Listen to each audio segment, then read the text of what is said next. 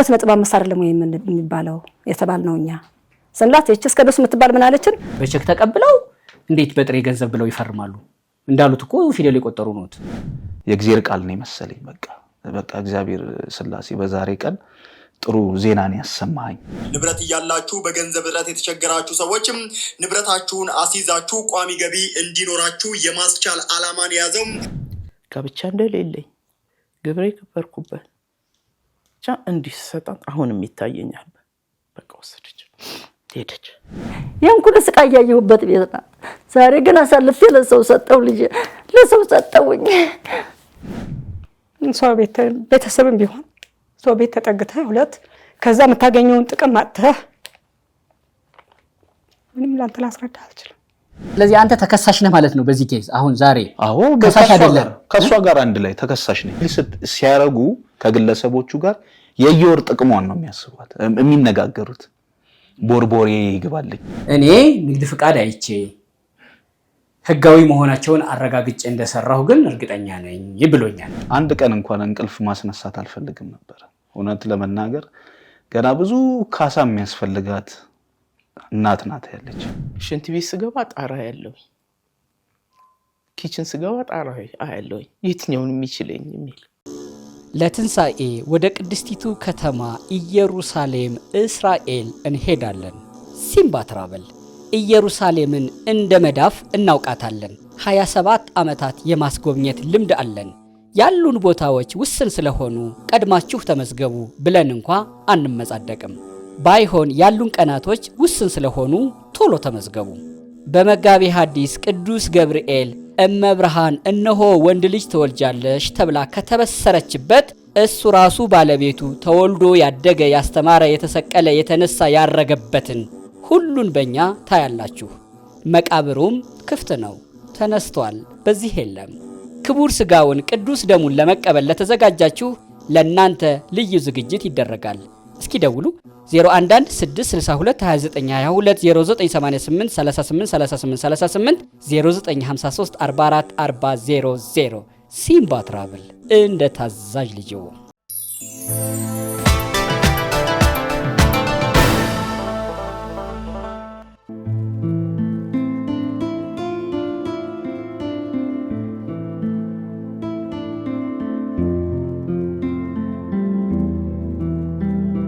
እንዴት ናችሁ ይሄ እግረኛው ሚዲያ ነው ተክለ ሃይማኖት አዳነ ነኝ ለመንገር አይደለም ለመድገም ያህል ነው ሼር ሰብስክራይብ ማድረግ ማስደረጉን አትርሱ እንደ ውለታም ይቆጥረዋል እሱን የዛሬ እንግዶቼ 3 ናቸው ከበቀደሙ የቀጠለ በቀደምለት እነዛ አዛውንት ያገር ያለህ ቤታችን ሊሸጥ ነው በላያችን ብለው ነበር የዛሬዎቹ ደግሞ የዚህ ሁሉ ውልና የዚህ ሁሉ ብድር ከኋላ አቀናባሪ አንዲት ሴት ናት ድርጅትም አላት ብለውኛል ስሟ ርስቴ ኃይሌ ይባላል ብለዋል ይሄ ሁሉ ብድርና ይሄ ሁሉ የውል ማስረጃም የሆነው በሷ ፈቃድ ነው እኛም ከሷ ጋር ውለናል የደረስንበትም ይሄ ነው ብለዋል ሁሉም የዛሬ እንግዶች በየስማቸው ያለውን ቤት አሲዛው በብዙ ሚሊዮን ብር የተበደሩ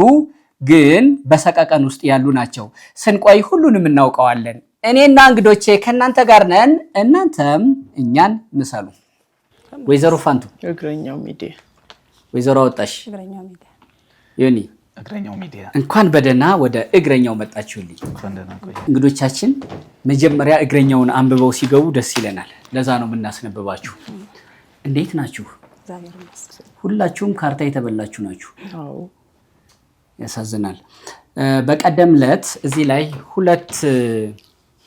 አንድ የ70 ዓመትና እሳቸውም ባለቤታቸው ወደ 67 ነኝ ብለውኛል ባልና ሚስት ናቸው አረጋዊና አረጋዊት የአንድ መኖሪያ ቤታችን አሲዘን ጎረቤታችን ልጇ ታገተች ተብሎ እኛ ተጨረበርን ብለው በእንባ በትልቅ ሰው ሲያለቅስ ብዙ ጊዜ አይቻላቀም አይደል ትልቅ ሰው ሲያለቅስ ያየሁት እሳቸው ላይ ነው አየሁ እሱን ቪዲዮ አይታችሁ ነው የደወላችሁልኝ አሬኛም ይግረምህ ብላችሁ ነው የመጣችሁት ስለመጣችሁ ደስ ብሎኛል የሆናችሁት ደግሞ ስሰማው በተወሰነ ሰምቻለሁ ዝርዝር ስሰማ እንዴት ደግሞ የበለጠ እንደማዘን አላቅም። ግን የተመሳሳይ ታሪክ የተወሰነም ስለነገራችሁኝ ልዩነትም ስላለው እሱን እንስማ ብዬ ነው። የተወሰነ ስለራሳችሁ ልወቅ። ወይዘሮ ፋንቱ ምንድነው የሚሰሩት? ጡረተኛ ነኝ። አሁን ምን ይሰሩ ነበረ በፊት? ሰርቬር ነበርኩኝ። እሺ። ደግሞ ማርኬቲንግ ስራ ላይ ነበርኩኝ። ማርኬቲንግ። አሁን ተበላሁት ያሉትን የኮንዶሚኒየም ቤት ካርታ እንዴት ነው ሰርተው ያገኙት? በረሃ ለበረሃ ፊልድ ነው የስራዬ። ሶስቱም የአየር ንብረት እየተፈራረቀብኝ የሰራሁት ለነገ መጦሪያ ብዬ ቤቴም አልገባሁበት ሳርፍ ገባበታል ብዬ ነበር። ከጡረታ በኋላም ይሄ ክርክር ገጠመኝ። በቃ አየር ላይ ነው። ለመኝታ የት እንደምተኛ ማጋ እንደማድረም አድራሻ የማይታወቅ ልጆች እንደዚህ አለ። ልጆች የሉኝም። እሺ። አላገባውም። ስራዬ ጫካ ለጫካ ነው። የእህቶቼ ልጆች ነው ማሳደግ።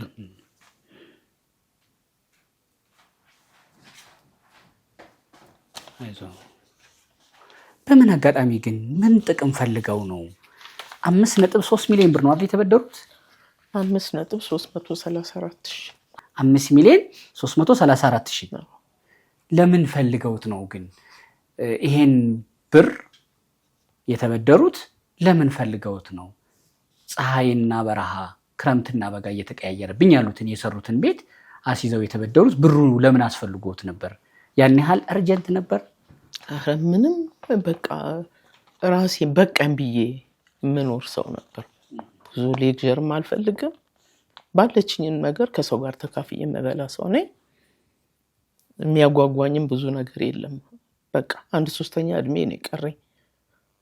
እስካሁንም በሩጫዬ አምላክ ረድቶኝ በህይወት እንድቆይ አድርጎኛል። እባብ አልነደፈኝም፣ ወባ አልያዘኝም። በጤና ነው ጡረታዬንም እንትን ያልኩት እና 1 አመት ጡረታ ሲቀረኝ ለረጅም ጊዜ ከ20 አመት በላይ አብሬያት ምሰራ ዲፓርትመንታችን የተለያየ ነው። እኔ የተለየ ቢሮ ነው ያለው፣ እሷም የተለየ ቢሮ ነው ያለችው። የተገናኘ ነው 2 ሰዎች ተጣልተው ለማስታረቅ ብዬ ያደረኩት አታችመንት ነው ያቀራረበን የበለጠ ከጓደኛው ጋር። አዎ እሺ። እንደዛ አቀራረብኩኝ ለማስታረቅ፣ ግን አልታረቁልኝም። እኔ ወጥመድ ውስጥ ገባሁ። በዚህ አካሄድ ፋንትሽ አለች መጣች ቢሮዬ። አንድ የሆነ ጎረቤቴ ቤተሰቧን የምታስተዳድር ልጅ ነች። በጣም ማቃት። እናቷም ለረጅም ጊዜ አልጋ ላይ የተኙ ቤተሰብ ምትረዳ የጉምሩክ እቃዎች አመታ እንትን የትምህርት መሳሪያ እቃዎችና የሰርቬይንግ መሳሪያዎች አመታ ማውጫ አጣች እና እኔ ልበደረላት ነበር 200,000 ሰጥሻለሁ ብላኝ።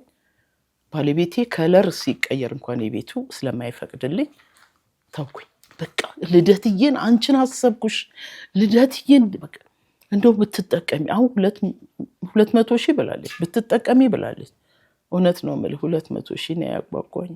ከዛ የበለጠ ሲኖረኝ ፊልድ የሰራሁትን እህቶቼ ወይ ዘመዶቼ ምን ይብብብዬ ይዤ አምጥቼ ማቀምሳቸው ሰው ነኝ። እጄ ላይ 5 ሳንቲም የለም አሁንም ቢሆን።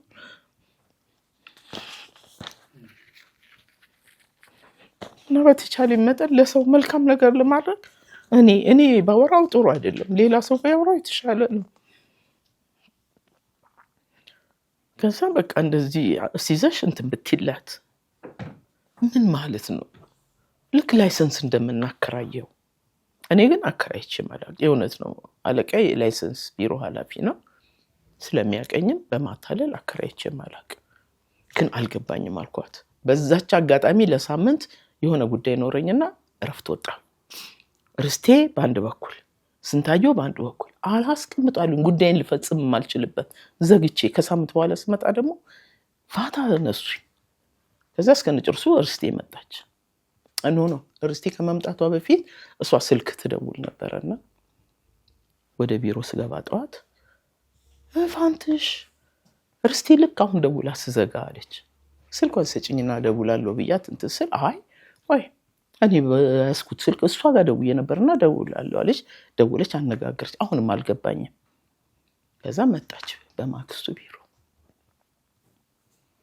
ከዛ በቃ ያለኝ ሁኔታ ነገረች። ስትናገር የእውነት ነው የምልህ ትንሿ እህቴን ነው የምትመስለኝ። ውቤት ማለት አልወለድኳትም እንጂ ልጄ ማለት ነች። በቃ ልክ እሷ ታየች። እንደዚህ ሰው ሲሰራ ደስ ይላል። በተለይ ወጣት የሰው እጅ ሳይ እንደገና ደግሞ ሲረዳ ደግሞ ራሴን አስቀመጥኩኝ። በቃ እንዲሆኝ እናቴን መረዳ ነኝ፣ ወንድሞቼንም መረዳ፣ አካባቢን እንዲመረዳ እንዲማደርግ አለች። ከዛ ታዲያ ምንድን ነው የማደርገው? በሳምንት ጊዜ ውስጥ ሚኒመም ሳምንት ቢበዛ 15 ቀን የሚመለስ ምን ማድረግ ካርታ እንድታስይዥልኝ። ለማን ነው ማስይዘው? አበዳሪ ነው የማውቀው። በአስቸኳይ 25% ነው ወለዱ እንደውም የሱ ቶሎ እመልሳለሁ እዳው የኔው ነው አለች። ቤቴን ላሳያት ወሰድኳት። ማንን? ርስቴ። አዎ። ጓደኛው ስሟ ማን ናት? ጓደኛዬ ቢሮዬ ሰራተኛ። ምን ጓደኛዬ አይደለችም። እኔ ጓደኛዬ 20 ዓመት በላይ ብለውኛል። አዎ። ስንታየው ታምራት የምትባል ስንቴ የሚሏት እሷ ነው። አዎ። ማፒንግም ዳይሬክቶሬት ውስጥ የምትሰራ ነች። ስንታየው ታምራት ሲያቆላምጧት ስንቴ የሚሏትና በቃ አሁን አሳየዋት። አበዳሪ ያገኘዋለች። ዶክሜንቶቼ ቢሮዎች ውስጥ ነው። ልክ በፖስታ አይደለም የሰጠው ላንተ መታወቂያ ጋብቻ እንደሌለኝ ግብሬ ከበርኩበት ብቻ እንዲሰጣት አሁንም ይታየኛል። በቃ ወሰደች ሄደች። መጣች እንሄዳለች። የት? ውልና ማስረጃ በሬ ላይ መኪና ቆሟል። ከቢሮ ማለት ነው። ቢሮ ዘግቼ ሄድኩኝ። ውልና ማስረጃ ሩቅ ከምንሄድ ካሳንችስ ነው መስሪያ ቤታችን። ከካሳንችስ ደግሞ እናት ባንክ ጋር ለዛው ካሳንችስ። አይ ቶሎ የሚያስፈጽሙለት እዛኛው ቢሮ ስለሆነ እንሄዳለች። የት ቢሮ ማለት ነው? የት ነው? ውልና ማስረጃ ሆኖ ብራንች 12 እሺ። እዛ ወሰን አሁንም አላውቀውም። አሁን ነይ ውሰጂኝ ብትለኝ የእውነት ነው የምልህ አላውቀውም። በትክክል ቦታውን አቅጣጫ ልነግርህ አልችልም። እዛ ከደረስን በኋላ ቁጭ አደረገች። ይዛኝ እንዲህ ቁጭ ነው ያደረገች። ኋላ ሰው ሁሉ ወደዛ ነው ወደፊት ትልቅ እንትን አዳራሽ ስላት የለም። ይደዋወላሉ ትወጣለች። እዛ መጣለች። ብድግ ስል እንዲያዘችኝ በቃ እንዳልንቀሳቀስ አደረገች። ቆይ የት አለሽ? ያውልሽ ደቡቤው ትለኛለች። ይሄም ቢሆን አላወኩትም። ከዛ ከዊንዶ ቱ ዊንዶ ሲዘዋወር አያለሁ። ብድግ ስል አሁንም በቃ እኔ አንተ እሷ እኮ ተጭናኝ የምትችለኝ አይደለችም። ቁጭ ስታደርገኝ እናንተ ስል በቃ ሻይ ቡናም ጠጥተናል። እንግዲህ አረቄ እንደጠጣሁ ነው የተሰማኝ። ደንዝሻለሁ። ከዛ ተጠራን፣ ሄድን። ፈርም ያሉኝ የዛን ቀን መነጽር አልያዝኩም። መነጽር እየታገስኩ ነው እንትን የምለው። አንብቡልኝም ማለት እንደተማረ ሰው ነው አክት ማድረገው እና በጣም ቆጥር ያለው ፊደልም እና በቃ እንዲህ ያለብኝ ቀስ ብቻ ብዬ ምን እንደሆነ በቃ እንዲፈርሜ ቀን ጽፌያለሁ። ከዛ የተጓደለ መረጃ አለ። 11/3/2016 ተበዳሪ ስሚና ፊርማ ፋንቱ ተክለ ጊዮርጊስ ይላል። አበዳሪም ያመጣችው እሷን እኔ አይቼውም አላውቅም። እሷንም አይቻት አላውቅም። በቃ ያቺ ስንታየው ታምራት ያመጣቻት ነች። አንድ ቀን ያየኋት።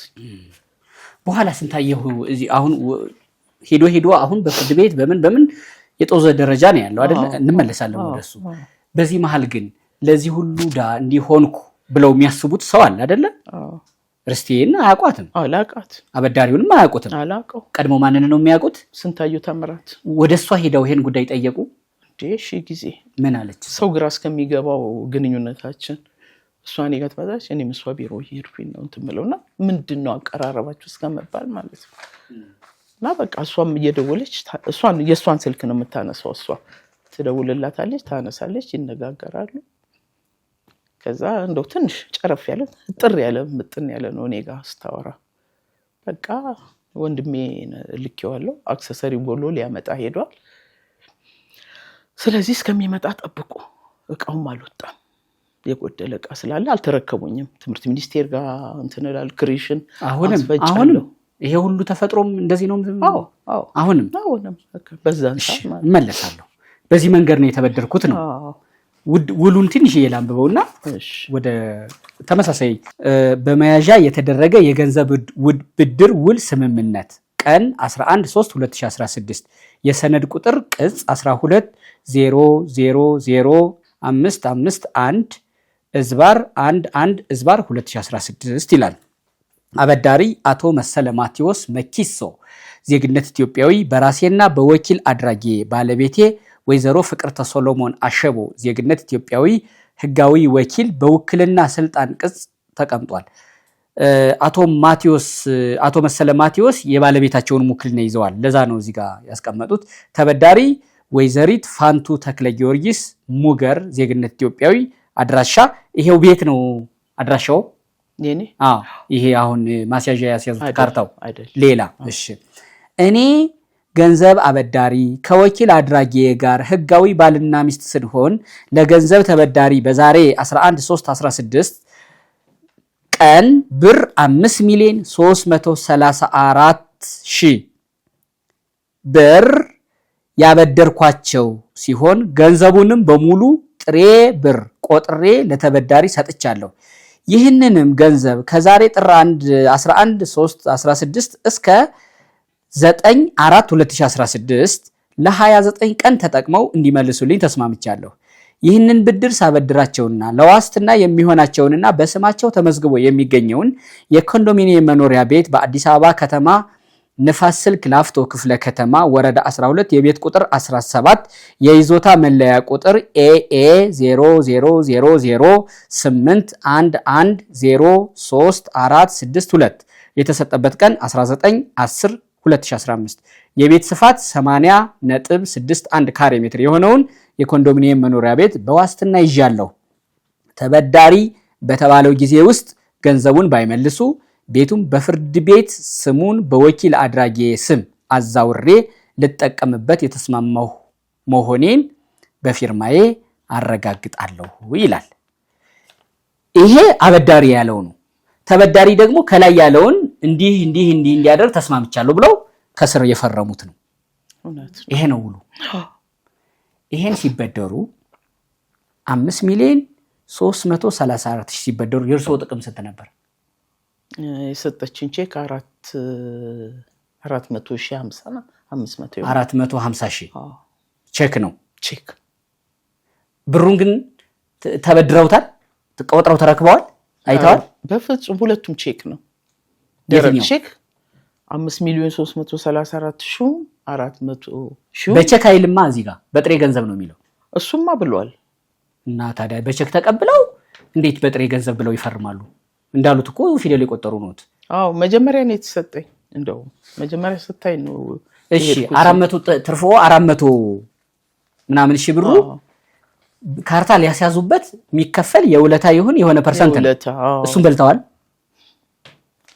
አላገኘው ምንም ነገር ይሄ ሁሉ ሆኖ ነው አሁን የቤት ጉዳይ መለሳለሁ ወይዘሮ አወጣሽ እንዴት አሉ ሰላም አሉ የርሶ ቤት እንኳን ያለቀ ቀጨኔ ነው ቪላ ቤት ነው ያለውት ዜናውን ቆየት ብሏል ከሰማሁት እንዴት አሉ ግን የኔናት ምንድነው መተዳደሪያው የቤት መቤት ነኝ ልጆች እስኪ የተወሰነ ስለራስዎ ይንገሩኝ እኔ የቤት መቤት ነኝ 3 ልጆች አሉኝ 2 ወንዶች 1 ሴት እሺ ባለቤቴ ያው ሶፋ የቤት ቁሳቁስ ነው የሚሰራ እሺ በቃ በደዚህ ነው የምኖረው እና ቤት ውስጥ ግቢ ውስጥ የሚከራዩ ቤቶች ነበሩኝ 4 ክፍል እሺ የርሶ ታሪክ ማን ነው አበዳሪው የርሶ ካሳሁን አጥናፉ የሚባል ነው በመያዣ የተደረገ የገንዘብ ብድር ውል ስምምነት አበዳሪ አቶ ካሳሁን አጥናፉ ዓለም ዜግነት ኢትዮጵያዊ አድራሻ አዲስ አበባ ክፍለ ከተማ ምናምን ተጽፏል ንፋስ ስልክ ላፍቶ ክፍለ ከተማ ወረዳ 02 የቤት ቁጥር 2116 ተበዳሪዎች አቶ ሰይፉ ሽፈራው ገብረመድህን ዜግነት ኢትዮጵያዊ የርሶ ባለቤት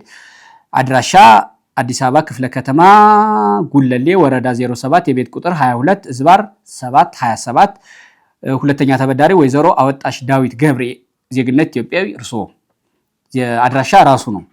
እኔ ገንዘብ አበዳሪ ለገንዘብ ተበዳሪዎች በዛሬ 17/4/2016 ቀን ብር 3 ሚሊዮን ብር ብቻ ያበደርኳቸው ሲሆን ገንዘቡንም በሙሉ ጥሬ ብር ቆጥሬ ለተበዳሪዎች ሰጥቻለሁ። ይህንንም ገንዘብ ከዛሬ 17/4/2016 እስከ 16/5/2016 ለ29 ቀን ተጠቅመው እንዲመልሱልኝ ተስማምቻለሁ። ለሳቸውም 29 ቀን ነው፣ ለእርሶም 29 ቀን ነው። አበዳሪ አቶ ካሳሁን አጥናፉ አለም ናቸው። እዚህ ጋር አበዳሪ አቶ መሰለ ማቴዎስ መኬሶ ናቸው። እዛ ምስክር ነው። እዚህኛው ጋር የእርሶ ጋር ምስክር ነው። እዚህ ጋር ምስክር ማን ናቸው? መሰለ ማቴዎስ። እዚህ ጋር የእርሶ ጋር ደግሞ ምስክር ናቸው። ጥርስ ይርጋ እንደዚህ ይባላል። አያስቅም። በጣም ይቅርታ አድርጉልኝ። 3 ሚሊዮን ብር ተበድረዋል ነው አሁን ዝርዝሩ። የካርታ ቁጥር የቤት ምናምን ተይዟል። እዚህ ጋር መደጋገም እንዳይሆን ብዬ ነው። 3 ሚሊዮን ብሩ ለምን ፈልገውት ነው እርሶ? ለምንም። እንዴት ተበደሩ ታዲያ? ወፈርመዋል እኮ እዚህ ጋር ፈርሜያለሁ። ሲጀመር ወደ እኔ ያመጣቻት ርስቴን ተበደሩልኝ ያለችው ርስቴ ናት። ተበደሩልኝ ያለችው ርስቴን ወደ እንዴት አወቋት? ርስቴን ልጅ አላቃትም። ማን አመጣት? 12 ዓመት የተቀመጠች ተከራይ ነበረች እኔ ጋር። እሺ። እኛ ጋር ስትኖር ልጄ ፋርማሲ ካሼርነት ነበር መሰራው። ከዛ በኋላ ለልጄ ምን ትላታለች እሷ ጠዋት ወጥተሽ ማታ 3 ሰዓት ከምትገቢ ለዛም ከእሁድ እስከ እሁድ እስከምትሰሪ ከሰኞ እስከ ዓርብ እስከ ቅዳሜ ሰርተሽ 10 ሺህ በምታገኝበት ስራ ላስቀጥርሽ ትላታለች ለልጄ። 12 ዓመት ነው ተቀምጣለች ብያለሁ። ከዛ እሺ ትላታለች እሷን አነጋገረቻት። ከሷ እንትን አለች። በቃ 10 ሺህ ካገኘሁኝ እሺ ለዛም በጊዜ እሁድ እንኳን እረፍት አገኛለሁ ትላታለች እኔ ልጅ።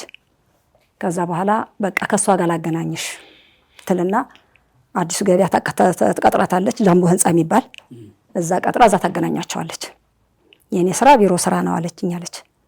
እና ኮምፒውተር ነው በቃ ኮምፒውተር ስራ ብቻ ነው መሰሪ። በሰዓት ገብተሽ በሰዓትሽ ነው የምትወጪው።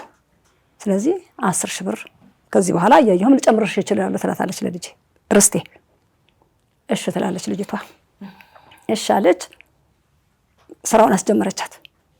ስራውን ስትጀምር እዚህ 22 አካባቢ ነው የጀመረችው ስራው። ቢሮ የነበረው የሷ የተባለው።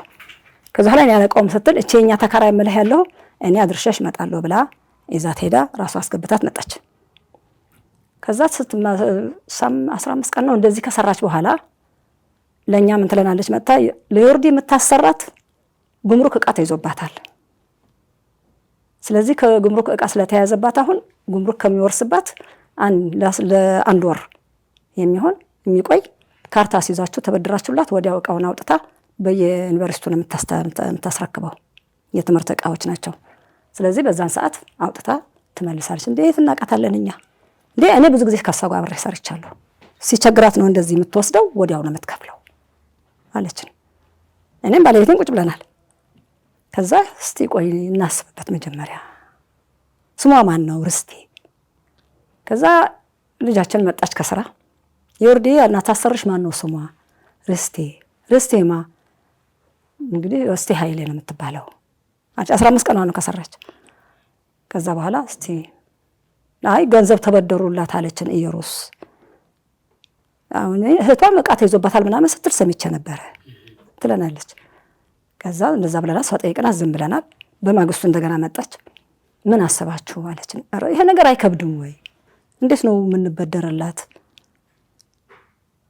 ስንላት፣ አይ ሁልጊዜ እንደዚህ ነው የምትሰራው። የቱም ቦታ ትወስዳለች፣ ወዲያው ትመልሳለች ዕቃውን እንትን ካለች በኋላ። አሁን ግን ጉምሩክ ሊወርስባት ሆኖ ነው ዕቃውን። ወንድሟ ከቻይና ልኮላት ነው ዕቃ ትለናለች። ከዛ እንትን አለ። አይ አንድም ልጃችን ስራ አስገብታለች። ስለዚህ እስቲ ይሁን አልናት። እሺ እንያት አልናትና ይዛት መጣች። ገባች፣ ቁጭ አለች። ዕቃ ተይዞብኝ ነው እኔ ዕቃ ካልተያዘብኝ እኔ ገንዘብ ተበድሬ እንትን አለ መሰራ ሰው አይደለሁም። ግን እንደዚህ ዕቃ ሲያዝብኝ ገንዘብ ሲያንሰኝ ተበድሬ አወጣና ዕቃውን ስጨርስ ዕዳ ከፍላለሁ። ስለዚህ እሷም ታቀኛለች አለች። እሺ አልናት። መቼ ነው ይሄ? ታህሳስ 10 ነው እሷን ይዛት የመጣችው 2016። እሺ አልናት። ሄደች በ15 መሰለ ካሳሁን እስከ ዶስ የምትባለች ሶስቱን ላከቻቸውና እቺኛ ተከራይ ምልህ ይዛቸው መጣች። ምንድናቸው እነዚህ ናቸው አበዳሪዎቿ። እነዚህ ሶስቱን አልናት። ያው እነሱ ናቸው ይሄም አበዳሪዎቿ ናቸው። እቺ ደግሞ ኃላፊ የሷ ናት፣ ከሷ ጋር መሰራ ጉዳይ የምታስፈጽምላት እሷ ናት አለችን። እሺ አልናቸው። ቤት ገብቶ ዞሮ አዩ፣ መኝታ ቤቶች ገቡ፣ ሁሉም ጋር አጣርተው ገቡ። ካርታ ዲጂታል ነው ያሉን አልናቸው። አሳዩናል፣ ተነሳየናቸው። ታሪክ ነው። ተነሳየናቸው። ባይ በቃ ቤቱን ሁሉ ግቢውን ሁሉ ያወጣል አሉ። ምንድነው ያወጣል ማለት? አይ ለመያዣ ይበቂ ነው ማለታችን ነው አሉ። ሄዱ እነሱ። በ16 ርስቴ ደውላ ነገ በ17 ሂዳችሁ ተፈራርሙ ብላለች አለችን እቺኛ ተከራይ። እሺ የት አሉ? ክፍለ ከተማ ነው ውልና ማስረጃ። እኛ ውልና ማስረጃ ስትል ወደ ሰሜን አካባቢ ነው ለኛ የሚቀርበው፣ አዲስ ገበያ ነን እኛ። እዛ መሰለን። ከዛ ራይድ እዛ መጣች። በራይድ ስንሄድ ክፍለ ከተማው ለምንድን ነው ውልና ማስረጃ እዚህ ያለ አይደለም ወይ ነው ለነሱ ቶሎ የሚያፈጥንላቸው ቦታ እሱ ነው ተብሎ የት ያለ ማለት ነው? እዚህ ቦሌ ማናት ብርሃን አደረ ጋር ተመሳሳይ አንድ ቦታ ነው። እሺ ከመድኃኔዓለም ወደዚህ ሰውየውስ እሳቸው የጨረሰላቸው ሰውዬ ነው መስኮት ላይ እዛ ያስተናገዳቸው። የእርሶ ተመሳሳይ ነው? አያውቋቸው? እሺ አናውቃቸውም እኛ። አሁን ምን አይነት ናቸው ብትለኝም አላውቃቸውም እኔ።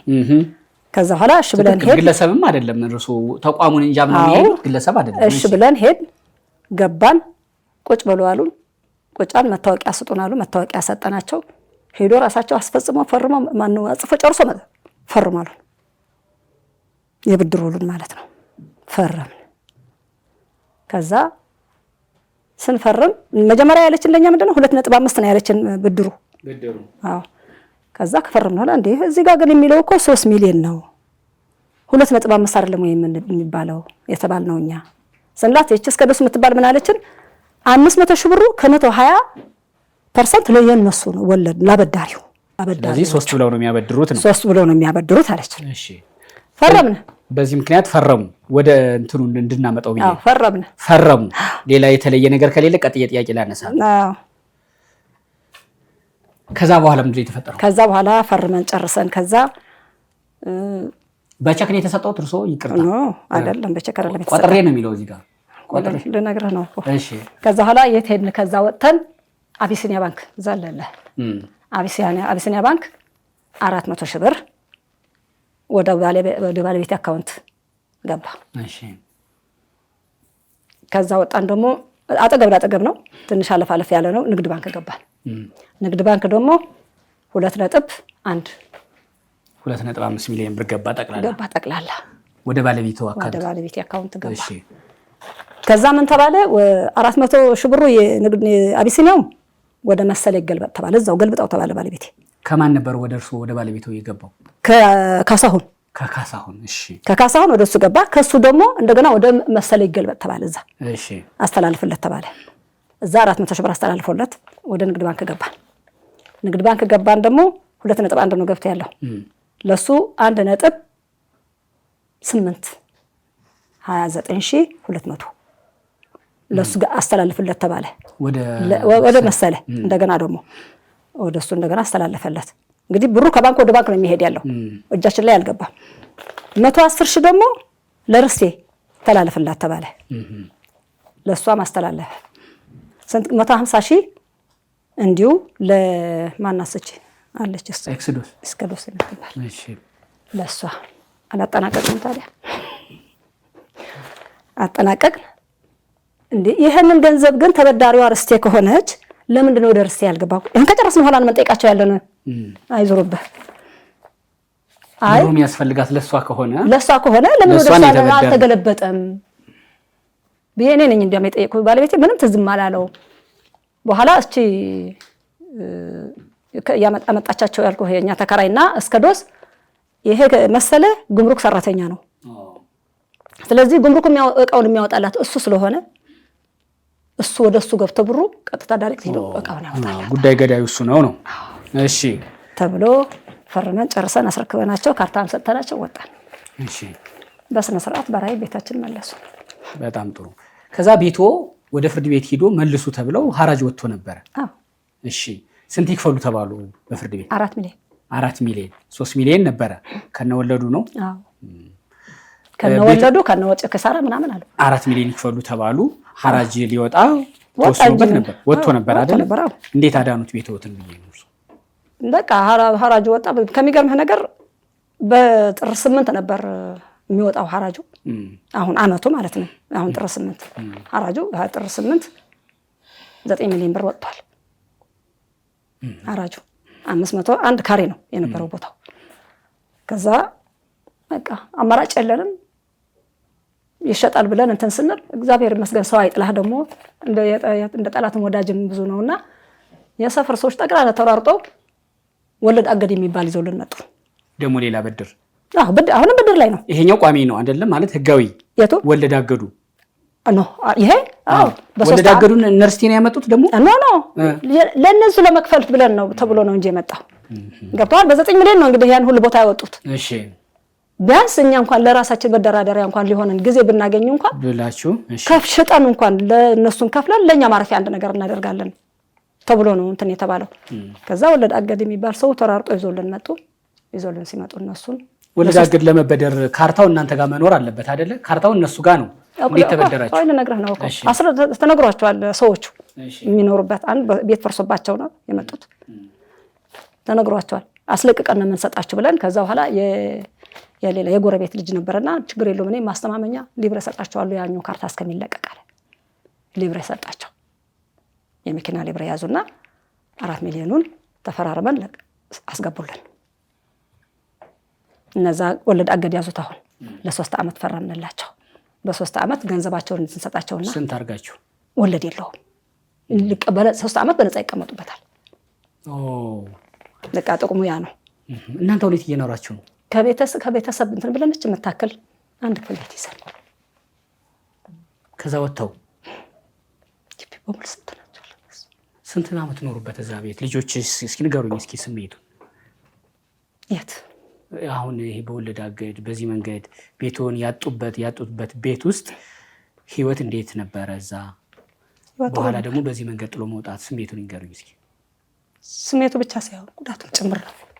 ምክንያቱም ሰው አንተ የራስህ ቤት እንደፈለግ ተደላቀህ የምትኖርበት ቤትና ንብረትህና ሰው ቤተሰብም ቢሆን ሰው ቤት ተጠግተህ ሁለት ከዛ የምታገኘውን ጥቅም አጥተህ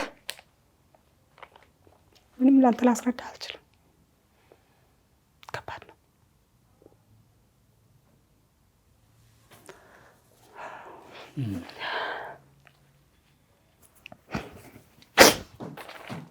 አመት ሆነው አይደል? አሁን 2 አመት ይቀረዋል።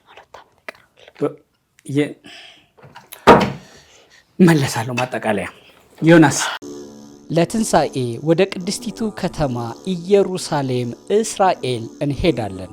ሲምባ ትራቨል ኢየሩሳሌምን እንደ መዳፍ እናውቃታለን። 27 ዓመታት የማስጎብኘት ልምድ አለን። ያሉን ቦታዎች ውስን ስለሆኑ ቀድማችሁ ተመዝገቡ ብለን እንኳ አንመጻደቅም። ባይሆን ያሉን ቀናቶች ውስን ስለሆኑ ቶሎ ተመዝገቡ። በመጋቤ ሐዲስ ቅዱስ ገብርኤል እመብርሃን እነሆ ወንድ ልጅ ትወልጃለሽ ተብላ ከተበሰረችበት እሱ ራሱ ባለቤቱ ተወልዶ ያደገ ያስተማረ የተሰቀለ የተነሳ ያረገበትን ሁሉን በእኛ ታያላችሁ። መቃብሩም ክፍት ነው፣ ተነስቷል፣ በዚህ የለም። ክቡር ሥጋውን ቅዱስ ደሙን ለመቀበል ለተዘጋጃችሁ ለእናንተ ልዩ ዝግጅት ይደረጋል። እስኪ ደውሉ 011 662 2922 0988 38 38 0953 44 40 ሲምባ ትራቭል እንደ ታዛዥ ልጅዎ።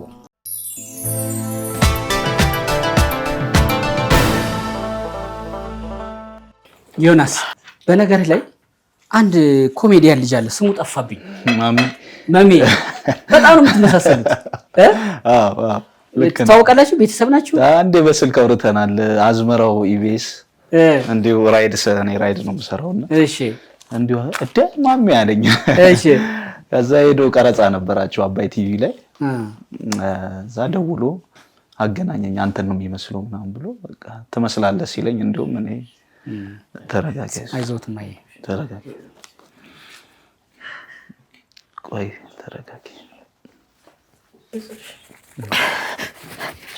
ከሚገርመ ነገር እናቷ አሉ ሲሉኝ ይለምኑልኝ እንደሆን ብዬ ፈረስ ሲወጣ ቤቱን ጠቁመኝ አልኳት። እቺ ተከራይዋና ብርጭቆ ኮንዶሚኒየም ነው ሄድኩ። ሚኪላንድ የሚባል አካባቢ ብርጭቆ ነው። ባለ 2 ክፍል ቤት ናት። ቤቷ አንደኛ ፎቅ ናቸው። ስሄድ ሴትዮዋ አልጋ ላይ ናቸው። ሴትዮዋ ራሳቸው ሬሳ ምን ብዬ ነው የማናግራቸው አልኩና ብቻ ልጄም ስለነበረች እንጠይቃቸው በቃ ያሉ ይበሉን አለችኝ። እዛ ላይ ማማ እኔ እኮ እንደዚህ ሁኜ ነው አሁን ነግራኛለች አሉ። እስማ አመል መንፈስ ቅዱስ እንዴት ሆነ እንደዚህ ሆነ እንዴት አስረዳቻቸው ብዬ እና ታዲያ ምን ይሻለኛል? ቤቴ እኮ ለሐራጅ ወጣ። ልጄ እኔ ነኝ ያልኩሽ እመቤቴ ምስክሬ ናት። አንድ ቀን ሲቀሩ ጠዋት ሊሸጥ ከሆነም ጠዋት ታስቆመዋለች። እንግዲህ አልጋ ላይ ናቸው ብያለሁ። አይነሱም ሴትዮዋ እኔ እንዳየኋቸው አሉ። ለማኖት አልኳቸው እመኝኝ ልጄ እንደዚህ አይነት ስራ መሰራ አይደለች። የሰው ገንዘብ የምትፈልግ አይደለች። ሰርታ ተሯሩጧ ቤተሰብ የምታስተዳድር እኔንም የምትጦረኝ ናት አሉኝና ከሳቸው ጋር አሁን ከእንደዚህ አይነት ሰው የሆኑትስ ምን ብዬ እናገራለሁ ብዬ እሺ መመዳህና ዋሉ ብያቸው ወጣው። በስንተኛ ጊዜው ነው? በ15 ቀን ይሁን ምናምን ሰውየዋ ሞቱ ሲባል ሰማሁ። ገርስቴ እናት እኮ ሞቱ ስትል እቺ ተከራይዋ ሰማሁና ዮርዳኔ እንሂድ አልኳት ቤታቸው። እኔ እዛ ላሲዛት ነው ምክንያቱም አቅሜ በላይ ሆኖብኛል። ያው ቤቴ ሊሄድ ነው። እኔ ሜዳ ላይ ልፈስ ነው ከነለች ሲሄድ ጥቁር ካፖርት እዚህ ድረስ ለብሳለች። እሷና እስከዶስ የምትባለዋ አብሮ ናቸው። በቃ እንዳትነቃብኝ ብዬ ተጠፋብኝ መስሎኝ እኔ የምትያዝልኝ መስሎኝ ዝም ብዬ ገብተን ቁጫል የእናቴ መሞት ሰምታችሁ ምናምን? አዎ ሰምተን ነው። መጣችና አጠገቤ ቁጭ አለትና በቃ አሁን የእናቴ ችግርም እንደዚህ ስለሆነብኝ እሷም ስለታመመችብኝ እንደዚህ ስለሆነችብኝ ነው አሁን እንጨርሳለን ምናምን አለችኝ። እሺ አልኳትና ቀስ ብዬ ወጥቼ የሰፈሩ እንትን የሚሉ ፖሊሶች ሳናግራቸው በእንደዚህ መያዝ አንችልም፣ ማዘዣ ስላይኖረን። ማዘዣ ቢኖርሽ ቼክ አለኝ እኮ ነው። ቼኩም ማዘዣ ያስፈልገዋል። ማዘዣ ቢኖርሽ እንይዝልሽ ነበር። ይዘን ለሚመለከተው አካል ለዛ ችግር የተፈጠረበትን ወረዳ እናስረክብ ነበረ። አሁን ግን ያለ ማዘዣ ምን ብለን እንትን እንላለን አሉ። ትቼ መጣሁ እንጂ እናቷ ጋርም ሄጃለሁ። አከራዩ ጋር ከዛ በኋላ በምን መቼም ወደዚህ ውስጥ የገባሁት በአንቺ በኩል ነው የሚል እንደምትከፍል ነው የማውቀው ያለችኝ። እኔ ሁልጊዜ ትወስዳለች ትከፍላለች። እና ታዲያ አሁን የኛ ሲሆን ምን ሆና ነው? እቃውን ስላልወጣልኝ ነው ያለችኝ። እሷ ከየት ባህር ዳር ነው ያስረከብኩት የተወሰነ እቃ ስለጎደለብኝ ባህር ዳር በስም ያስረከብኩት ብለ እኔ ያለችን። ስለዚህ እሷም ስንደውላት እንደዛ ነው ያለችን። ባህር ዳር ዩኒቨርሲቲ ያስረከብኩት ግን የጎደለ ስላለው እሱ እስካማማላ ነው።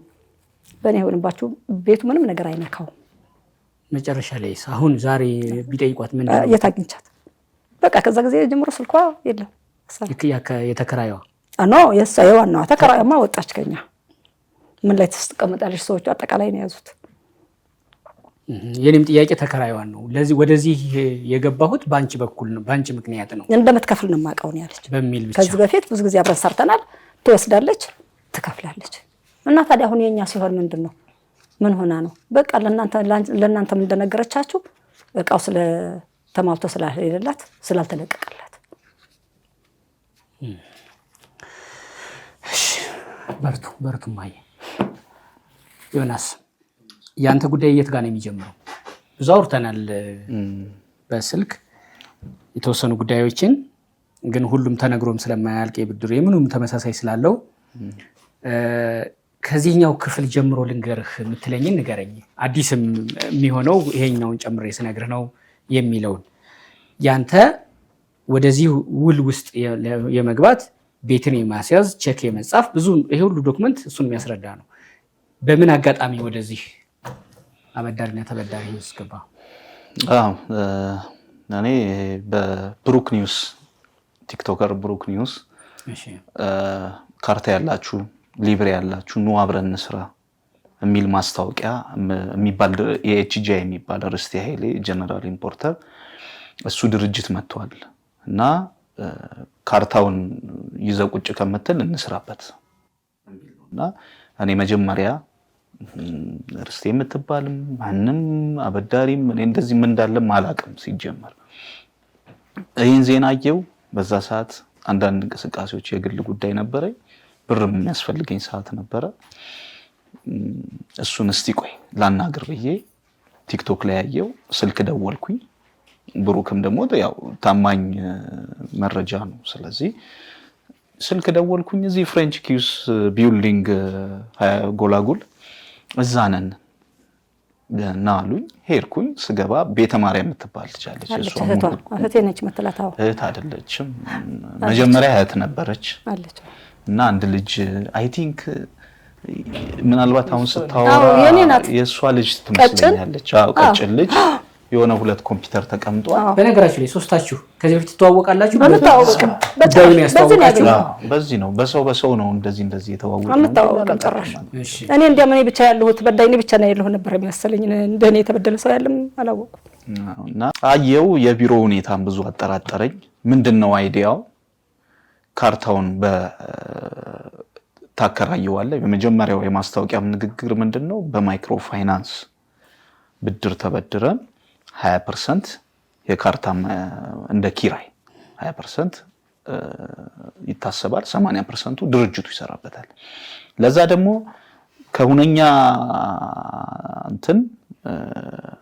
ከሁነኛ ተቋም ዋስትና እንሰጣለን የቼክ ዋስትና እንሰጣለን የሚል ነገር መጣ አንዴ ማስታወቂያውን እንስማው ንብረት እያላቸው በገንዘብ እጥረት እየተቸገሩ ላሉ አንድ ድርጅት አንድ አዲስ አሰራርን ይዞ መምጣቱን እየገለጸ ይገኛል። ንብረት እያላችሁ በገንዘብ እጥረት የተቸገራችሁ ሰዎችም ንብረታችሁን አስይዛችሁ ቋሚ ገቢ እንዲኖራችሁ የማስቻል ዓላማን የያዘው EHGI ድርጅት ታዲያም ለበርካቶች አዲስ አማራጭን ይዞላችሁ መጥቷል። ገንዘባቸውን ኢንቨስት አድርገው በአመቱ ጠቀም ያለ ትርፍ እንዲያገኙም የሚያደርግም አዲስ ዓላማ እንደሆነ ተሰምቷል። አስተማማኝ ዋስትናን በመስጠት ካርታና ሊብሬ በማስያዝ ብቻ የትርፍ ተካፋይ የሚያደርጋችሁን ይህንን ድርጅት እወቁትም። ድርጅቱ የሚሰጣቸው አገልግሎቶች ለነጋዴዎች፣ ለዩኒቨርሲቲዎች፣ ለመንግስት ተቋማት፣ ለግል መስሪያ ቤቶች እንዲሁም የፕሮጀክት እቃዎችን ማቅረብና ማከፋፈል ይገኝበታል። በዚህ ስራ ውስጥ ታዲያ እናንተ ካርታውን ወይም ሊብሬ ያስይዛችሁ ካልሆነም ደግሞ ጥሬ ገንዘብን አስይዛችሁ በዚህ ስራ ውስጥ እንድትሳተፉ ነው አማራጭ የቀረበላችሁ። የአገልግሎቱ ተጠቃሚ ለመሆን የሚያስፈልጉ መስፈርቶች አንደኛው ኦሪጂናል ካርታ ወይም ሊብሬ፣ የታደሰ የቀበሌ መታወቂያ፣ የጋብቻ ሰርተፊኬትም ለአንድ አመትና ከዚያ በላይ ለማስያዝ ፍቃደኛ የሆኑ ግለሰቦችንና ብቻና ብቻ ነው የሚመለከተው። አድራሻቸው የሚገኘው አዲስ አበባ 22 ፍሬንች ኪስ ቢልዲንግ ሁለተኛ ፎቅም ቢሮ ቁጥር 3C ሲሆንም ታዲያ ረጅም ነው። ይሄን የተመለከተ ጠይቄው ነበር ብሩክን። ማስታወቂያውን እንደሰራ አምኖልኛል። 2 አመት ያልፈዋል። ግን እኔ ንግድ ፍቃድ አይቼ ህጋዊ መሆናቸውን አረጋግጬ እንደሰራሁ ግን እርግጠኛ ነኝ ብሎኛል። ስለዚህ በሱ በኩል ያለውን የተለየ ፈርዘር የሚለው ካለ እጠይቀዋለሁ፣ መቅረብም ከፈለገ እንዲሁ። በሱ በኩል ግን ምናልባት እኔም ልክ እንደናንተ ቪክቲም ሆኖ ይሆን ወይስ የሚለውን አላውቅም። እሱ ያለኝ ግን ይሄንን ነው። ንግድ ፍቃድ አይቻለሁ። ንግድ ፍቃድም አላት። ፌክ ንግድ ፍቃድም ይዛ ሄዳ ሰጥታው ሊሆን ይችላል። አሁን ገብቷል። እሱም ያየዋል። በቃ የታደሰ ነው ብሎ እንትን ይላል። ነገር ግን ቲን ነምበሯ ላይ ስትገባ ቲን ነምበር አሁን ንግድና ቀጠና የትስስር ብለ ቲን ነምበር አስገብተህ ማንኛውም ነጋዴ እንትን ይታያልና እሱ ላይ ስትገባ 2015 ላይ ነው እንትን ያለው እድሳቱ የቆመው። ስለዚህ በዛ ሰዓቶች ማስታወቂያውን የሚሰራው ያኔ ነው። 2 አመት አልፎታል ብሎኛል። እሺ እሱ ያለኝን ነው እንደሰራ ያቃል። ግን 2 አመት አልፎታል። እንዲህ አይነት ነገር እንደተፈጠረም አላወቅኩም። እስኪ እኔ ማጣራለሁ ብሎኛል። ማስታወቂያውን እሱ ያለኝን በዚሁ ልንገርህ ብዬ ነው። ቀጥልሽ ያንተን ታሪክ ንገረኝ። እና እንደዛ ነው እንዳልኩ ምናልባት ፌክም ንግድ ፍቃድ ወስዳለት ሊሆን ይችላል። እና ሐሳቡ እንደዛ ነበር። በዛ መንገድ አየው ሄጅ ያዋራው የቢሮ ሁኔታ ትንሽ ደስ አይልም። ኮንፈርት አይሰጥም 2 ኮምፒውተር ምናምን ብዬ ተውኩኝ። በጣም ይደውላል ስልኬ፣ በጣም ጭቅጭቆች አሉ። ይበልጥ ቤተ ማርያም የምትባል ልጅ አለች። በጣም ብዙ ነገር አንዳንዴ እንደ እምነት ማርያምን፣ ገብርኤልን፣ ሚካኤልን ስትባል ውስጥ እርፍ የሚልበት አለ አይደል? እንደዚህ አይነት ሰው ናትና በቃ እግዚአብሔር ብዙ እንትኖች ነበሩ መደወሎች።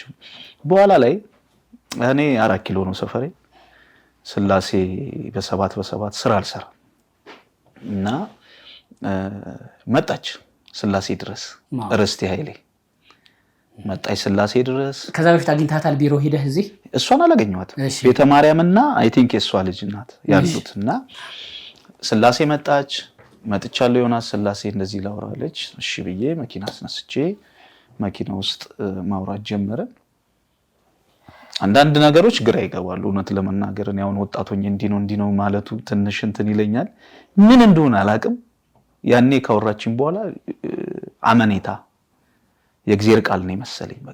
በቃ እግዚአብሔር ስላሴ በዛሬ ቀን ጥሩ ዜናን ያሰማኝ። በጣም ብዙ ነገሮችን አወራችኝ። በጣም እንደዚህ ነው፣ ቢዝነስ ተይዞብናል፣ የተወሰነ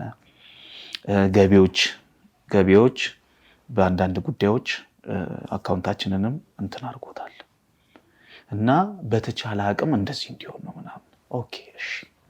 እኔም እንዳልኩ ቅድም ደግሞ የሚያስፈልገኝ ነገር ነበርና እሺ አልኩኝ።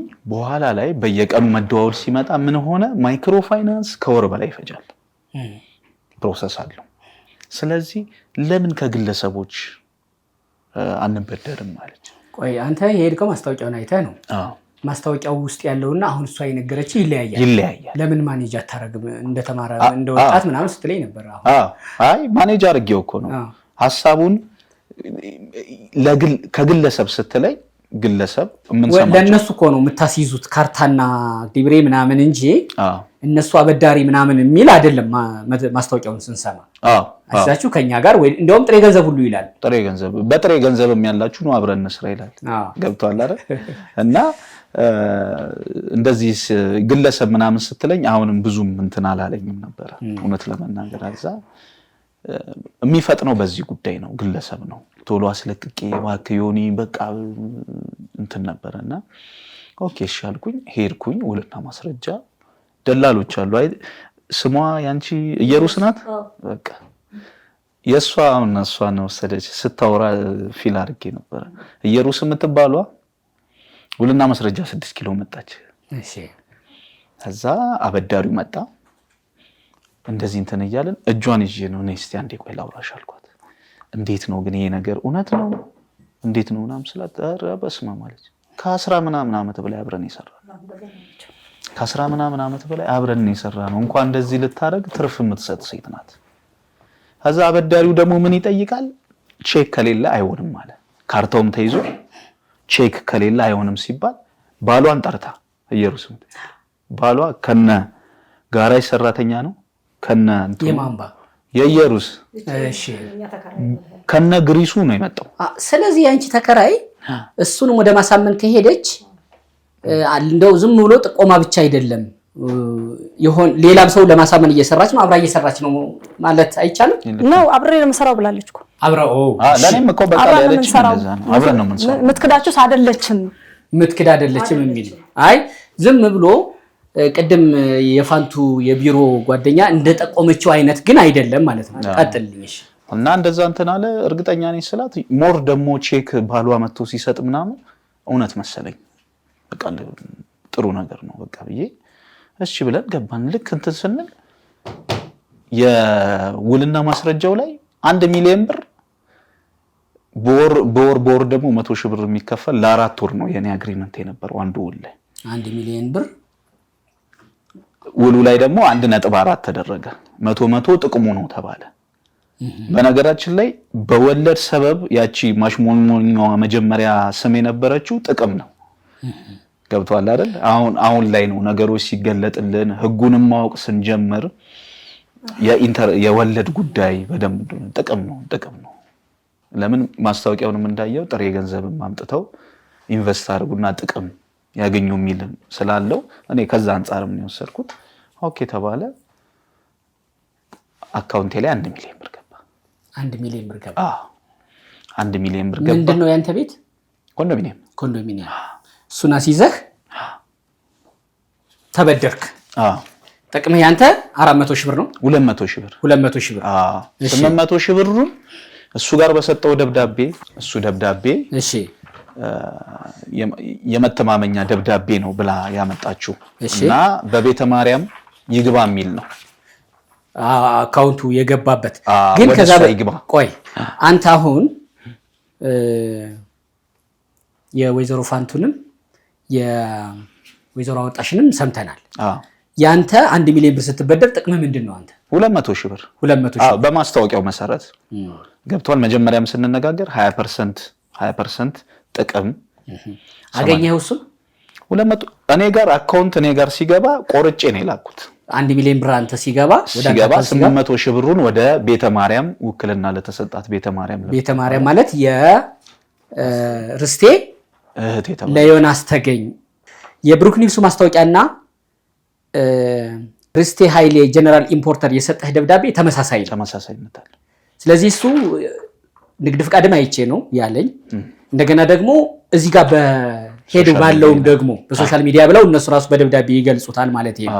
እሺ ለዮናስ ተገኝ ድርጅታችን EHJI በተለያየ የሶሻል ሚዲያ ካርታ ያለው ካርታውን አስይዞ ተበድሮ ገንዘቡን ወደኛ ስራ ኢንቨስት አድርጎ የትርፉ ተካፋይ እንዲሆን በጋበዝነው መሰረት እርስዎ ፈቃደኛ ሆነው አብረውን ለመስራት በመምጣቶ እያመሰገንን ካርታውን አስይዘው የተበደሩትን በድጋሚ በውልና ማስረጃ ውል በማስያዝ የድርጅታችን የሥራ ባልደረባ በሆኑትና ሙሉ ውክልና በሰጠናቸው የወይዘሪት ቤተ ማርያም መላኩ በስማቸው ውል እንዲያልቅ ገንዘቡም ወደ እሳቸው አካውንት እንዲገባ በትህትና እንጠይቃለን። ከሰላምታ ጋር ዋና ስራ አስኪያጅ ርስቴ ኃይሌ የEHJI ባለቤት ይላል።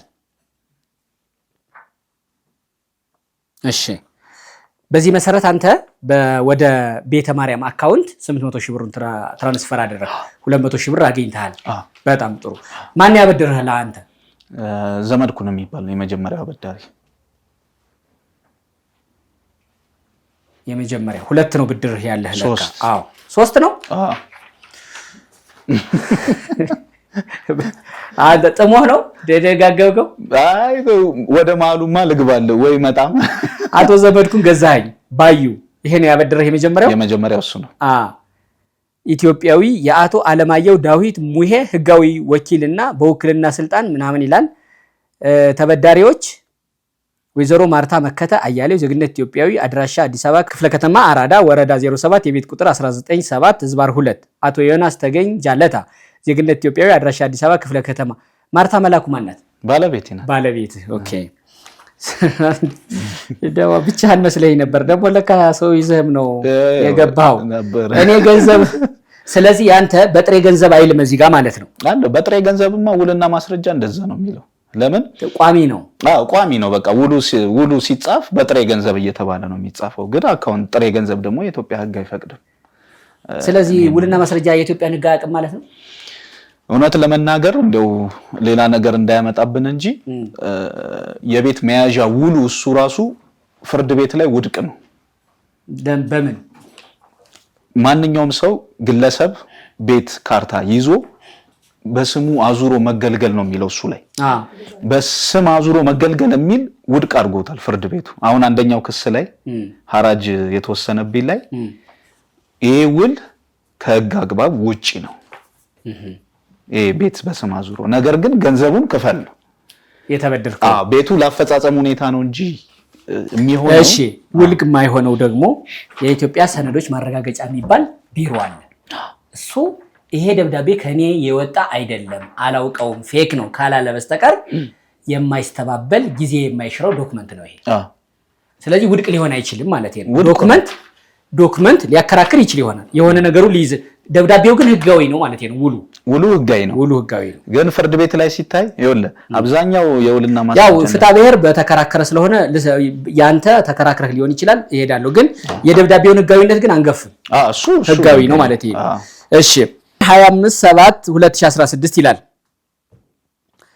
ብር 1,400,000 ብር ያበደርኳቸው ሲሆን ገንዘቡንም በሙሉ ጥሬ ብር ቆጥሬ ለተበዳሪዎች ሰጥቻለሁ። ይህንንም ገንዘብ ከዛሬ 25/7/2016 እስከ 23/11/2016 ለ3 ወር ከ28 ቀን ተጠቅመው እንዲመልሱልኝ ተስማምቻለሁ።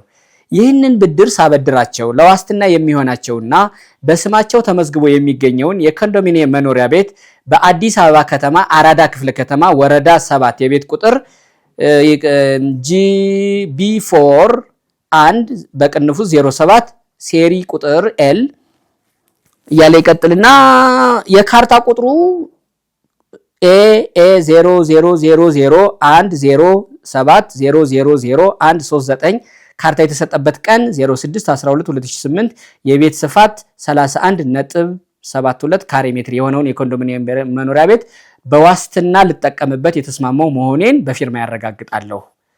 እኛ ገንዘብ ተበዳሪዎች እያለ ራሱን ይደግማል። በጣም ጥሩ። በዚህ መንገድ ተበደርክ። የመጀመሪያው ብድር 1 ሚሊዮን ገባልህ። 1,400,000 ብር ነው የሚለው አይደለ? 400,000 ብሩ መቼ የሚገባ ነው አልከኝ። አንዳንድ ቦታ ደግሞ ውልብ የሚልብኝ ይጠፋብኛል። እንደዚህ ሶስት ቢሚሰው በወር 100,000 ብር ነበረ ንግግሩ። እሺ መጀመሪያ ላይ ነበረው። አይ እኔ እንደዛ አልችልም አለች። ስልክ ተደውሎ ማርስቴ፣ ስለዚህ አንዴ ነው የምከፍለው፣ በአራተኛው ወር ላይ 1.4ቱን እከፍላለሁ። ልክ የና አባባ ኢንተርቪው ላይ የተወሰነ ገንዘብ ከፍላለች የሚል እሱ ዲል ሲያረጉ ከግለሰቦቹ ጋር የየወር ጥቅሟን ነው የሚያስቡት የሚነጋገሩት። ቦርቦሬ ይግባልኝ ገብቷል አይደል? ግን ምንድነው አሁን የምከፍለው እንትን ስለሌለ አንድ ላይ አራተኛው ወር ላይ ይከፈል ተብለው ተስማሙ። ስለዚህ አንተ አበዳሪው ላንተ የሰጠህ 1 ሚሊዮን ብር ነው። ውል እንድትፈርም የተደረገው 1.4 ነው። እሷ 1.4ቱን ለአበዳሪው ትከፍላለች ከነወለዱ። አንተ ደግሞ ካርታ ላይ ያስያዝክበት 200,000 ብር እና ቼክ የእህቷን ቼክ ጻፈችልህ። መሰረት አለሙ ኃይሌ የሚባል የንብ ባንክ እህት ናት። እህት ከሆነች ኃይሌ መሰረት ኃይሌ ለምን አልሆነም? አለሙ መሃል ላይ ለምን ገባ? መሰረት ኃይሌ አለሙ። እሺ እንደዛ ነው። የሷ ቼክ የንብ ባንክ ቼክ 1.4 እሱ ላይ የተጻፈውን እሱ ላይ ብር ተሰጥቷል። ቼክ ተሰጠኝ ለዮናስ ተገኝ ተብሎ ማያዣ። አንተ ካርታውን ስትሰጥ አንተም ደግሞ ቼክ ተሰጠ። እናንተ ቼክ ተሰጥቷችኋል እንደዚሁ? በጣም ጥሩ። እሺ አንደኛው ይሄ ነው። ሁለተኛው ብድርስ? ሁለተኛው ብድር ምንድነው? አራተኛው ወር ደረሰ የዚህ ውል። እሺ አራተኛው ወር ላይ ሲደርስ የመጨረሻ ቀናቶች 2 ቀን ምናምን ሲቀረው በጣም በቃ ጥሩ እንትን ላይ አልነበርኩም። እባክሽ ክፈይ። እሺ ነገ እያለች ቀኑ እንትን አለ። እዚህ ጋር አበዳሪዎቹ በስልክ ጊዜ አንሰጥም እያሉ በጣም እንትን ይሉኛል። ከዛ በጣም እንትን ስላት መጨረሻ ላይ አንድ ቀን ሲቀረው ዮኒ በቃ ያለመያዣ ብድር ውል ትዋዋልና በመንደር ውል ደግሞ እኔ ቼክ ሰጠዋለሁ፣ ሌላ አበዳሪ ላምጣ፣ ካርታውን እነሱ እንትን ከሚሉት አስይዘው፣ አንተ ብዙም የምትጠየቅበት ጉዳይ የለም አለች። በዛ ሰዓት ጭንቅላት የሚያስበው ካርታውን ማስመለሴን ነው። ኦኬ እሺ አልኩ። ያለመያዣ ያኛው ሞኝ ነው እንዴት ያበድራል? በመንደር ውል የሷ ቼክ አለ።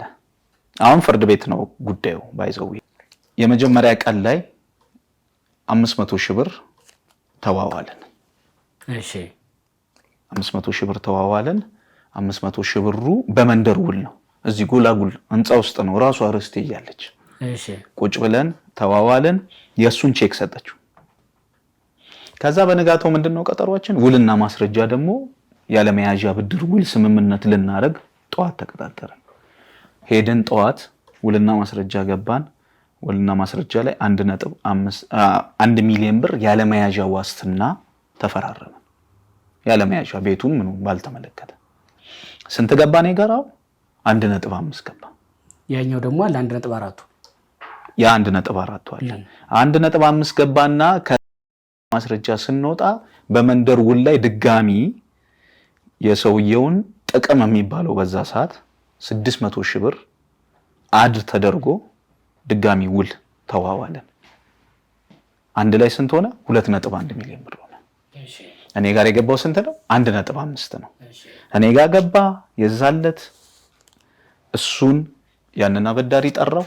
1.4ቱን ትራንስፈር አደረኩኝ። ውላችን እዛ ጋር በውልና ማስረጃ ተቀደደ። እግዴን አስነሳው። ካርታዬን ያስኩኝ። በጣም ጥሩ እንኳን ደስ አለ። እሺ ይሁን። እሺ እንትን ተባለ። ምንድነው እኔ በዛ ሰዓት ካርታው የሚያዘኝ ነው እንጂ ድጋሚ ሌላ ዕዳው ስጥልኝ ቢያንስ ያስያዝከው የለም እዛ ጋር የሷ ቼክ ነው ያለው። እሺ ታዲያ ሌላ ምን ዕዳው መጣብህ አሁን እዚህ ጋር? ከዛ እሱን እንትን ተከስሻለሁ። እሱማ ከሶኛለሁ። በምኑ? ፍርድ ቤት ባለመያዣ ዋስትናውና አንድ ላይ ምን ማለት ቼክ ያስያዘችው እሷ ናት። አንተ ውል ነው የሰፈር ውል ነው የፈረምከው።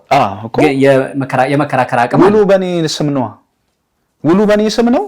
ቼክ ደግሞ ምንድነው የሚለው መሰለ አለ እሱ ላይ ቼኩ ደግሞ እንደ ዋስትና ነው የሰጠችው እኔ ባልከፍል። ገብቷል አባባል? ካንተ አልፎ ነው ወደሱ የሚሄደው። ከዛ ቼኩን አሁን ስለዚህ አንተ ተከሳሽ ነህ ማለት ነው በዚህ ኬስ አሁን ዛሬ? ከሳሽ አይደለም ከሷ ጋር አንድ ላይ ተከሳሽ ነኝ። ከርስቲ ኃይሌ ጋር በኢንቨስትመንት ችሎት ገና በ26 ቀጠሮ አለኝ። ስለዚህ አንተ ከርስቲ ጋር ተበዳይ ነህ። ታዲያ አንተ ማለት ተከሳሽ ነኝ። እየተከራከራችሁ ነው አሁን? ትመጣለች እሷ ጠበቃ ትልካለች። ጠበቃ ቆማለች። ወንትዶና ይኸውልህ ቼክ ያስመታንባታል። እንደውም እነሱ ይቀድሙኛል እኮ ረጅም ርስቲ አሁን በጣም እንደምትቀራረብ ነገርከኝ። እስኪ ሳልልኝ ስሟን ነው የማውቀው። ፎቶዋን ለምን አላሳየህ? አሳየኝ እስኪ ፎቶዋን። ፎቶዎቿን ባሳየ ይቀላል። እሺ ወደዚህ ያረክ አንድ 4 ፎቶ አለ። ይሄ የቆየ ፎቶ ነው? እንትን ላይ ነው ሊንክዲን ላይ ነው ሰርች ሰዎች ናቸው የላኩልኝ። እሷ ናት? ራሷ ናት። እዚህ ጋር በጣም እንትን ያለ እሺ ገጽቷ በነገራችን ላይ 4 አይነት ገጽታ ነው ይቀያየራል። አንዱ የፓስፖርት ነው፣ አንዱ የቀበሌ ነው፣ አንዱ የንግዷ ነው። እዚህ ጋር ያለው አይታችሁታል? ይሄም ያውቁታል? እኔም ጋር አለ መረጃ። ይሄም ጋር አለ። እኔ ፌስቡክ ላይ እባካችሁ አፋልጉኝ፣ ሰዎችም ደግሞ እስካም እንዳትደረጉ በሷ ሌላም ሰው እንዳይጭበረበር እስኪ ያረጋግጡልኝ። እቺ ርስቲ ኃይሌ ናት? ራሷ ናት። ዘሩፋንቱ ራሷ ነች።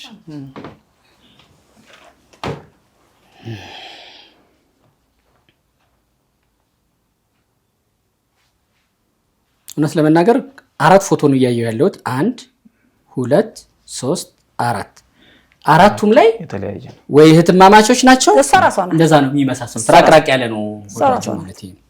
ማረጋገጥ ይጠይቃል። ያው እናንተ እንልካለን። ሌላም ተጨማሪ ማስፈላጊ ከሆነ በጣም ይገርመኛል። እሺ አመሰግናለሁ። እሺ እና አሁን እዛ ችሎት ላይ ሶስታችንም እኔም ከሷ ጋር ቼክ በመስጠት እሷ ቼክ በመስጠት እኔ ደግሞ ውል በመዋል ክስ ላይ ነኝ። እሱ እየቀጠለ ነው ያለው። እንትኑን ለማስረዳት ያህል እንደዚህ ካርቴን አስመለስኩ። ያኔ ይሄኛው በተደጋጋሚ በቃ ብሩን አስመለስ ካለ በለዚያ ሌላ ነገር ነው የሚፈጠረው። ስልክ አታነሳልኝም ርስቴ በተደጋጋሚ እንትን ስላት ምናምን ቤተ ማርያም የምትባልዋንም በአካል አግኝቷታል። ከዛ ለምን አትከፊም ሰዎችን ስጠይቅ ቢከስ አንተንም መክሰሱ አይቀርም ውሉ ላይ ስላለ ምናምን በቃ በተደጋጋሚ ጨቀጨቋት። መጨረሻ ላይ ዮኒ በቃ አሁንም ልናደርግ የምንችለው ቤቱን ካርታ ማስያዝ አለብን። አሲዘን የቢኒያምን ገንዘብ ቢኒያም ማን ነው? የሰፈሩ ያበደረህ ነው? እሺ የቢኒያምን ገንዘብ እንመልሳለን ምናምን አለች። ነው አልኩኝ እኔ በቃ አንዳንድ እንትኖች ያኔ ትንሽ እንትን በኋላ ከቤተሰብ ጋር ማወራን ምናምን እንዳልኩ አንዳንድ ያው መሀሉ አይነገርም በሚለው እና ድጋሚ ሌላ ደግሞ ገንዘብ የሚያስፈልግበት ጉዳይ መጣ። አዛ ሻልኩኝ ግን አልኳት እሺ እንዳንዴ እምቢላ ለማለት እሺ ብለን ፕሮሰሶቹን መታበዛበት የለም እንዳይበላ ማህጥራው እንዳይበላ እዛ ይኸውልሽ አልኳት እንደዚህ አይነት ነገር ካረኩኝ አንደኛ ባለፈው የትሽ ቼክ 1.4 ነበረ። አሁን ግን 5 ሚሊዮን ብር ቤቱ ሊያወጣ ይችላል። 4 ኪሎ ነው ማለት 4 ኪሎ ነው። ስለዚህ 5 ሚሊዮን ብር ቼክ ትጽፊያለሽ። እሺ የባለፈውን ደግሞ የቢኒያምን ደግሞ ምንም የተቀበልኩት ነገር የለም እኔ ገብቷል። ካርታ የማስመለስ ላይ ብቻ ትኩረት ስለነበር እንደዛኛው 200 ሺህ ብር አልበላህም። ከዛ እሱን ደግሞ 1.5 ቼክ ትሰጭኛለሽ አልኳት። ችግር የለውም አለች። በነገር ላይ ቼኩ ቅድም ስለ ንግድ ፍቃዱ ስታወራይ ስለነበር ቼኩም ያለ ነው የሚሰራ ነው። ብሔራዊ ባንክ አግዶታል። ዝግ ነው። ታግዷል። ዝግ ነው። ብሔራዊ ባንክ እንትን ብሎታል። ለምን 3 ከተመታ አንድ ሰው ላይ ብሔራዊ ባንክ ሙሉ ስንት የተመቷል አንተ በምታውቀው ቼኳ? እኔ ሲሄድ 4ኛ ነኝ 5ኛ ቼኩ ጋር ሲሄድ ማለት ነው። እና ቼኮቹም 3 ቼክ ያስመታ ነው። እስኪ ቼኮቹ ስጠኝ። እነዚህ የተመቱባቸው ናቸው። እስኪ በእናንተም አላችሁ? በእሷ ስም ነው? አዎ ርስቲ ኃይሌ ጀነራል ኢምፖርተር ይላል ቼኩ። ርስቲ ኃይሌ ጀነራል ኢምፖርተር 13 02 01 29 20 41 10 10 የአባይ ባንክ አካውንት። አባይ ባንክ ነው። ክፈል ዮናስ ተገኝ 1,500,000 ብር በፊደልም በአሃዝም። ኧረ የኔ 1.7 ነው።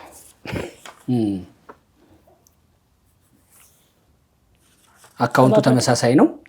እዚህ ላይ ደግሞ 2,500,000 ብር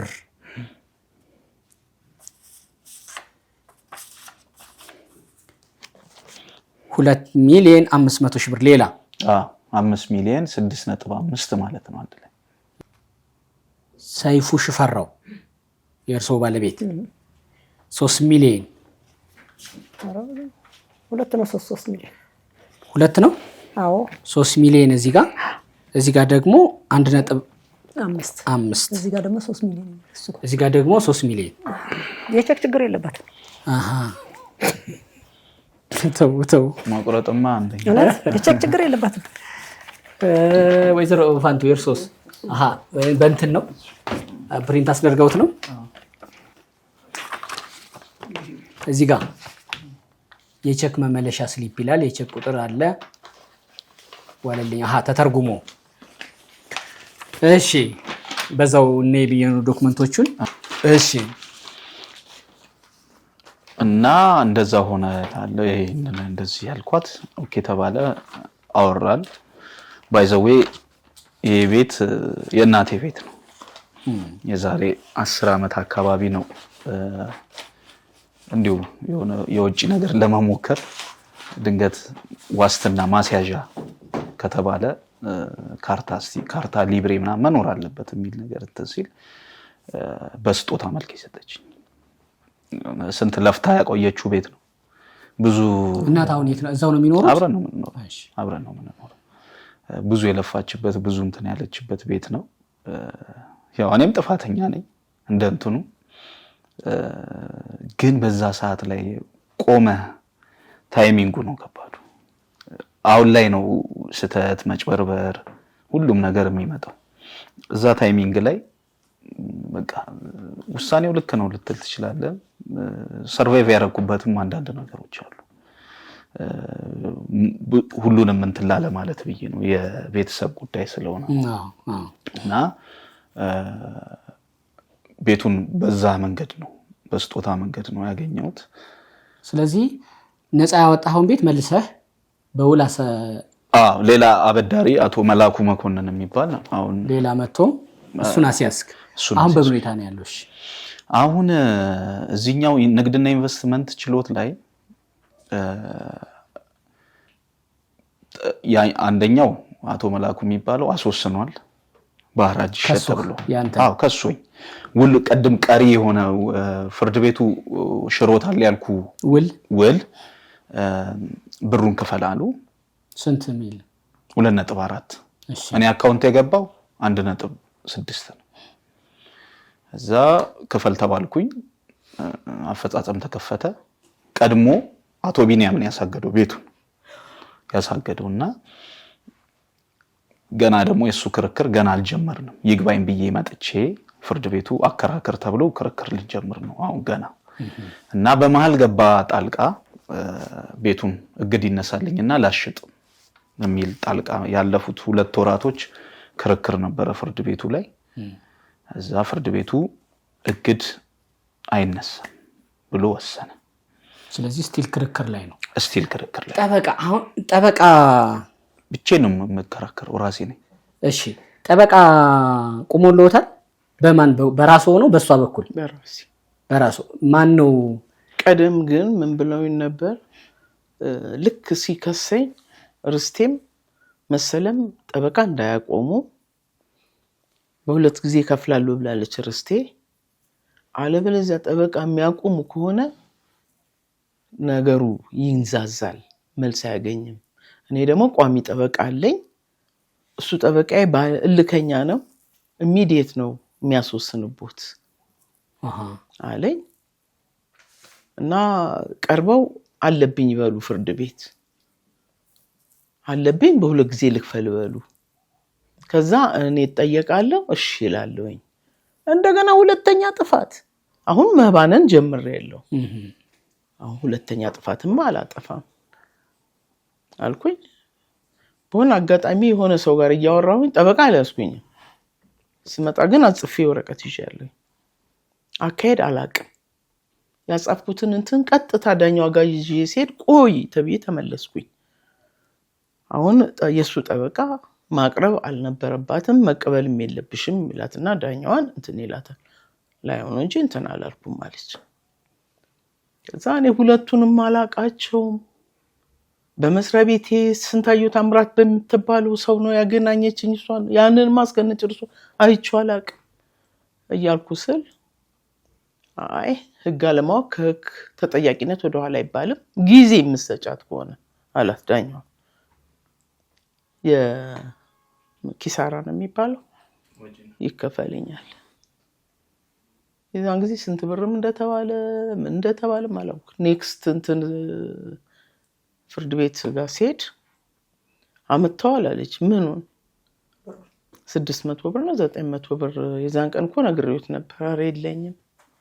ከዛ ጠበቃዬ ልክፈልላቸው ብሎ ከፈለልኝ። ሄድኩኝ ያጻፍኩት ጋር ህግ አማካሪ ነው። ይኸውልህ እንዲህ ብለህ ጽፈህ ሰጠኝ። ይኸው እኔ ላይ ቀን ተሰጠኝ። 3 ቀን ነው የሰጠች። ከዛ ጠበቆችን አገኘኋቸው። ክፍያም አልከፈልኩም በወቅቱ።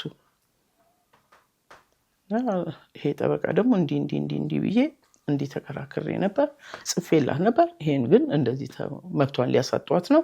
እስቲ ሌላ ህግ የምታማክረኝ ወይ ተጻፈ አንቀጾችና እንትኖች ካሉ ንገረኝ ስለው ትምጣ አለ። ዮናስ ያንተን በደንብ ሰምተናል። በምን ሁኔታ ነው የወይዘሮ አወጣሽን በወለዳ ሞቷል፣ ግን ለዚህ ጉዳይ በዚህ ምክንያት የገቡበትን እየነገሩ ነው።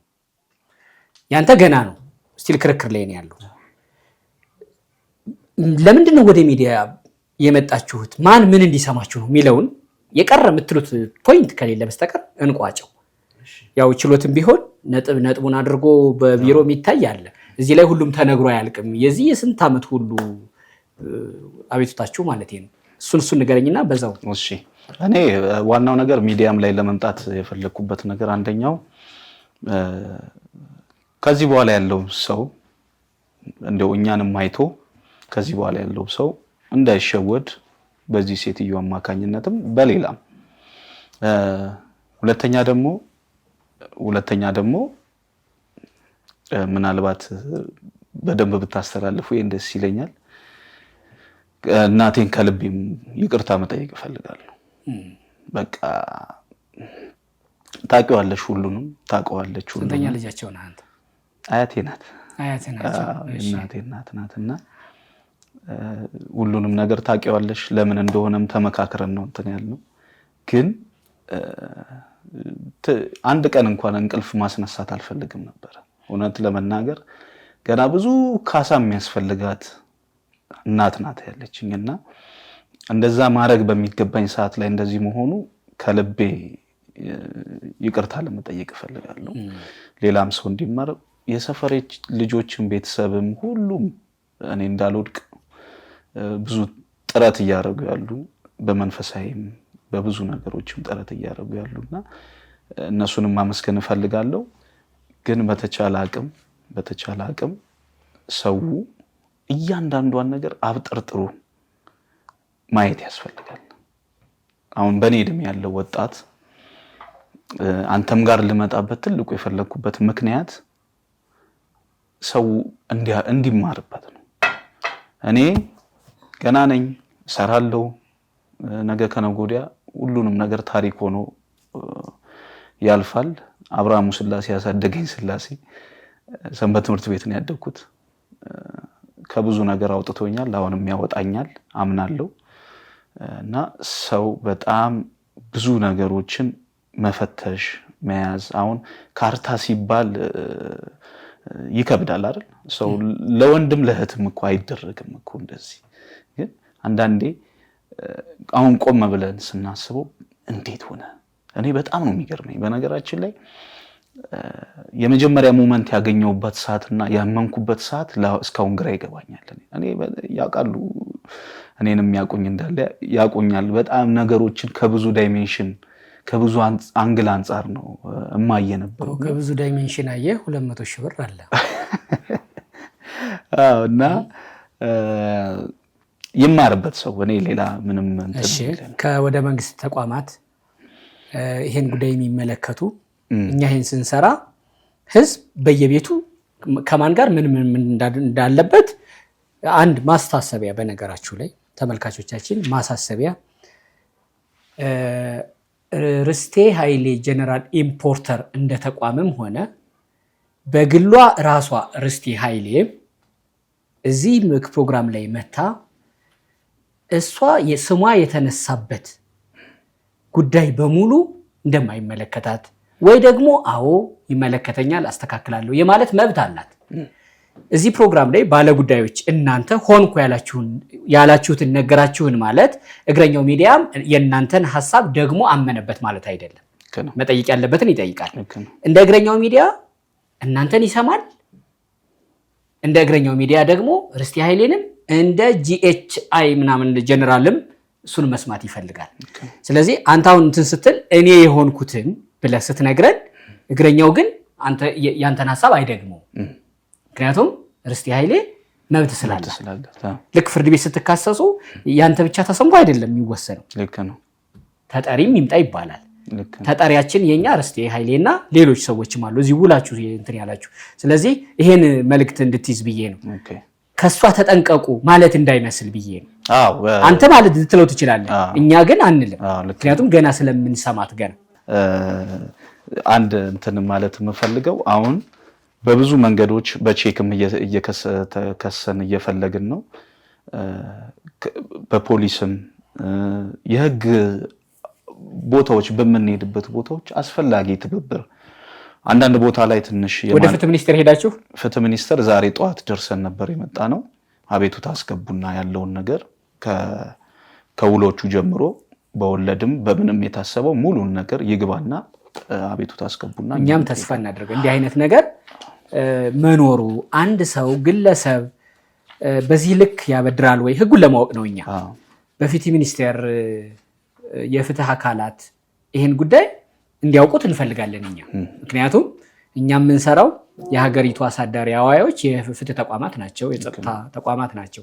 እነሱ እንዲያዩት እኛም እንፈልጋለን። እንዲያውም ደግሞ የሚሉንም ነገር ካለ እንጠይቃለን እኛ ራሱ ፍትህ ሚኒስቴርን። መልካም እድል እመኝላችኋለሁ። ስለዚህ ቤትህ አሁን በክርክር ላይ ነው እንጂ እንደ ወይዘሮ አወጣሽ ይሸጥ ተብሎ አልተወሰነብህም።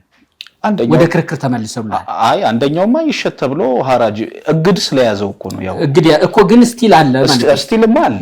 በጣም ጥሩ። መልካም እድል እመኝልሃለሁ። እንደ መጀመሪያው ቢመለስልህ ደስ ይለኛል።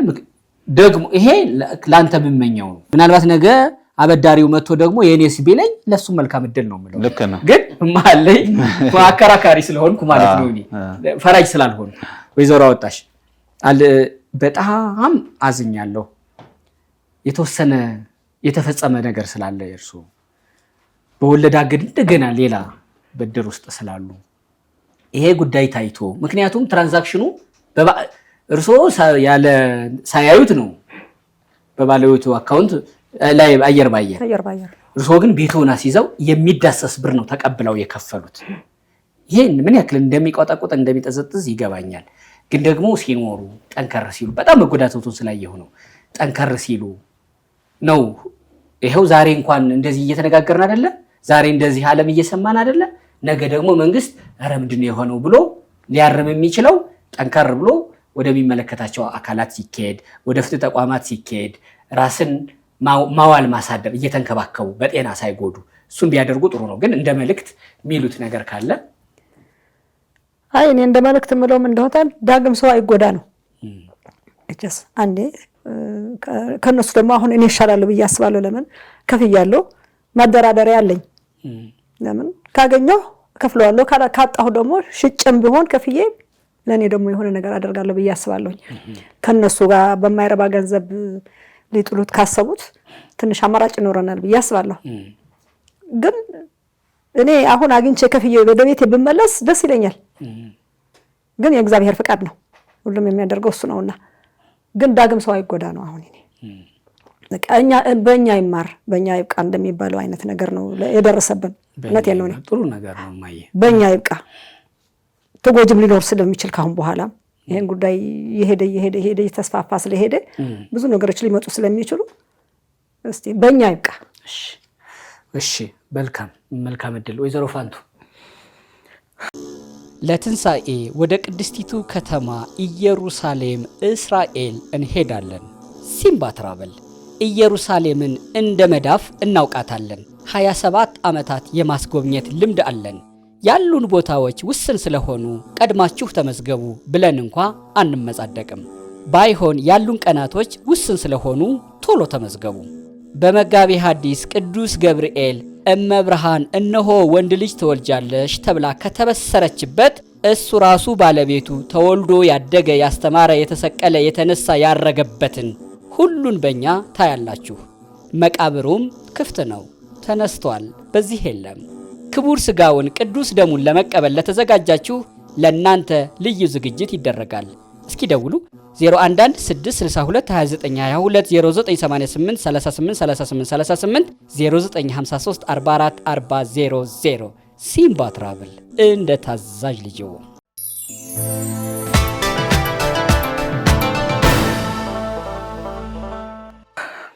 እኔ ኬት ተነስቼ እንዴት እንደምን አላውቅም። እና ነገሮች ከሁለት ወር በኋላ ነው የነቃሁት ደንዝዤና ምን ሆኜ ነበር?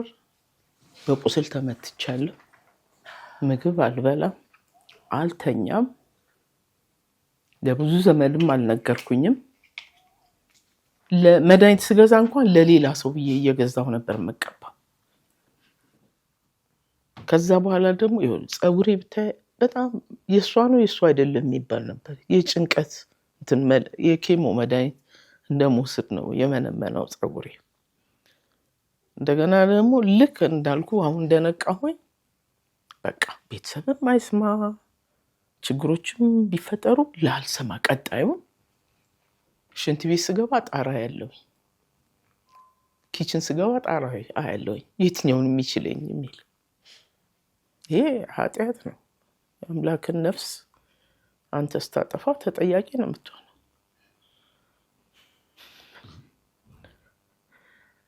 እና እንደኔ አይነት ጠንክሬ እንደ አምላክ በአበርትቶኝ ነው። ልክ እንደዛ እያሰብኩኝ ስንታየው ተምራት ነይ እናቷ ጋር ሄደሽ አልቅሽባቸው፣ እናቷን ስለምትወድ እንትን ትላለች፣ መፍትሄ ልትሰጥሽ ትችላለች ብላኝ ወሰደችኝ። ሄድኩኝ። ይሁሉት እንዲህ ሊሆን ነበር እንዴ እለቱን አይሆን ነው ያሉኝ። እዛው እሳቸው ጋር ቁጭ እንዳልኩኝ መጥሪያ ልሰጥሽ እፈልግሻለሁ፣ የት ነው ማገኝሻለሁ? እና መሰለ ማቴዎስ እሱ ያ አውቀዋለሁ አሉ እሳቸውን በዛ ሰዓትና ብዙ አብረው ሰርተዋል። እሷን ከሷታል መጥቶም ነበረ ቤት ውስጥ ማለት ነው። እና ያንቺን መያዣ ያደረገው አሉኝ እሳቸው ባለ 3 ክፍል ቤት ይዟል። ብር ለአንቺም አልሰጠሽ ለሷም አልሰጣትም። የ3 ክፍል ቤት ማስለቀቂያ ነው የወሰደው፣ መያዣ ነው የሆነው አሉ። እና እሳቸው እንደዛ አይነት ሁኔታ ላይ ሆነው እለቱን አይሆንም የሚለው ወርድ አቆመኝ። የ2 ዓመት ሆነኝ ማብሰልሰሉም ቢኖር አሁን ከትላንት ዛሬ ይሻለኛል። ትንሽ ወደ ፍትህም ወደ ህግም ስንሄድ ትንሽ የሚታዩ ፍንጮች አሉ። በእኔ ይብቃ በእኛ ይብቃ ነው። እንደው አሁን ብዙ ሰዎች የማገኘው በዚህ አጋጣሚ አንዱ ካንዱ ከውልና ማስረጃ አቃቤ ህግ እንትን ብሎ ነበር። ስንት ሰዎችን ውል ተዋውለዋል ተብለው ተጠይቀው በዋናው ሰነዶች ደግሞ እነከሌ ይሄ ካሳውንም መሰለ ማቴዎስም የተዋውሉበትን ሙሉ መረጃ ለፖሊስ ጣቢያ ተሰጥቷል። አሁን መፍትሄ ልናገኝ እንችላለን። መፍትሄም ባይገኝም በቃ እኔ እስካሁን የተጎዳሁት ይበቃኛል፣ ሌላው ሰው እንዳይጎዳ። በጣም ጥሩ መልካም እድል እመኝላችኋለሁ። የፍትህ ተቋማት የምትሄዱባቸው በሙሉ ቢያንስ ጉዳዩን እንዲህ በሚዲያ ሰምተው ስለሚጠብቋችሁ ነገር ያቀላል፣ መንገድ ጨርቅ ይሆናል ብዬ አምናለሁ። መልካም እድል ነው የምመኝላችሁ። በጣም አመሰግናለሁ። ይሄ ጉዳይ ሄዶ ያው በዋናነት ደጋግሞ ስማችሁ የተጠራው ርስቴ ኃይሌ ጀነራል ኢምፖርተር ድርጅቱም እዚህ ጋር አበዳሪ ተበዳሪ አቶ ዘመድኩን፣ አቶ መላኩ፣ አቶ መሰለም፣ አቶ ቢኒያም ቤተማር ማአት ነው ስማችሁ በዚህ ጉዳይ የተጠቀሰው። በእናንተ በኩል የምናውቀው ይሄ ነው ካላችሁም እግረኛው ለባለ ጉዳዮች የሰጠውን ያክል እድል ለእናንተ ይሰጣል። አግኙን። በተመሳሳይ ኬዝ ከተበላችሁ ደግሞ ማረፊያ ቤት ጎጆአችሁንም ካጣችሁ ሌላም ኬዝ ውስጥ ገብታችሁ ከሆነ ህጉን አይተን ጉዳያችሁም የሚያስተምር ከሆነ እናቀርባለን። በእኛ ይብቃ እንዳሉት እናንተም ልትሉ ስለምትችሉ የፍትህ አካላትም ሊሰሙን ስለሚችሉ ስለዚህ አግኙን። ያመረታችሁ ከሆነ ምርቱን አገልግሎትም ካለ እሱን ለማስተዋወቅ ደግሞ በተለየ በህይወታችሁ አንዳች ቦታ ምራፉ ከተዛነፈ እሱን በስነ አእምሮ በስነ ልቦና ባለሙያዎች ታግዘን እንዲመከር እንዲዘከር እንጥራለን። ለሁሉም ከስር ያለው ስልክ ያገናኘናል። ተክለ ሃይማኖት አዳነ ነበርኩ።